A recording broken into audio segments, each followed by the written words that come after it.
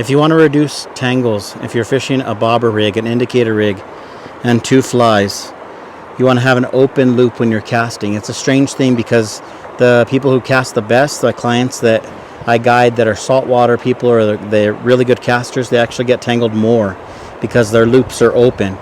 What you have here is a bobber, strike indicator, the depth that we're fishing to a split shot, tippet ring, and then we got our first fly, and then off of that a second fly. So all of these things way different.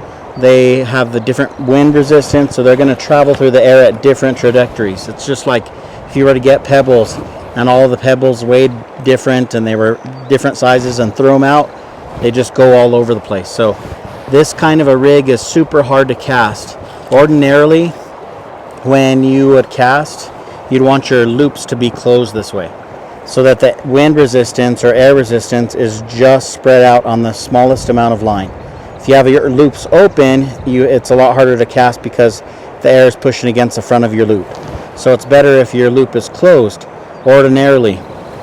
So if you had fishing a dry fly, if you were practice casting and you were a good caster, this is the kind of loop you'd want. Short stroke, closed loop, not a lot of wrist. That's a beautiful cast. On the San Juan, and when you're fishing Indo rigs, it doesn't work as well. Because what happens is your bobber, you get a telling loop, your bobber falls down below the main line, your fly falls down. You end up catching your flies on the bobber, the indicator, on the end of the fly line, you get tangled. So what you actually want to do is have an open loop. And there are a couple ways you can have an open loop. The biggest one is to still stop on that backstroke high. So you're going to be about 12 o'clock, 1 o'clock. And then on that forward cast, come down farther so that you're not stopping as high and your loop is more open. So you can see how open my loop is. The flies are going to land far away from my strike indicator, far away from my head. I don't have to worry about getting tangled as much. The biggest thing that you can do, and I think this is key when you're fishing a heavy double streamer rig or when you're fishing a double nymph rig with an indicator, is learn the Belgian or elliptical cast. And what that is it's a side cast for the back cast and then over your head on the forward cast. Side cast, back cast, and over your head on the forward cast. You can tell it's an elliptical motion or it's called a Belgian cast. And what it does is the entire time during my casting stroke, those flies and the bobber are in line. Nothing is waiting for the forward cast. Nothing has slack in it. I have a tight line the entire time during my casting stroke. This Belgian cast or elliptical cast is so important. I use this cast maybe 70% of the time to keep myself from getting tangles.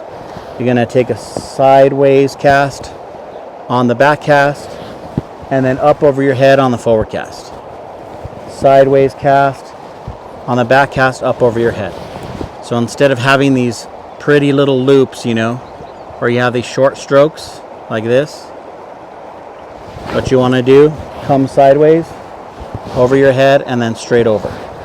Sideways on the back cast and over your head, straight over. That's the Belgian cast or the elliptical cast. It'll pay off in spades. Go to a park and practice casting, because when you're on the river, I guarantee you're going to be worried about a bunch of different stuff and your casting is not going to be good if you try to switch it up. So look up some videos on YouTube on the Belgian or elliptical cast and use that cast when you're fishing double streamer, heavy nymph rig, or a bobber rig. Make a huge difference in how many tangles you get throughout the day.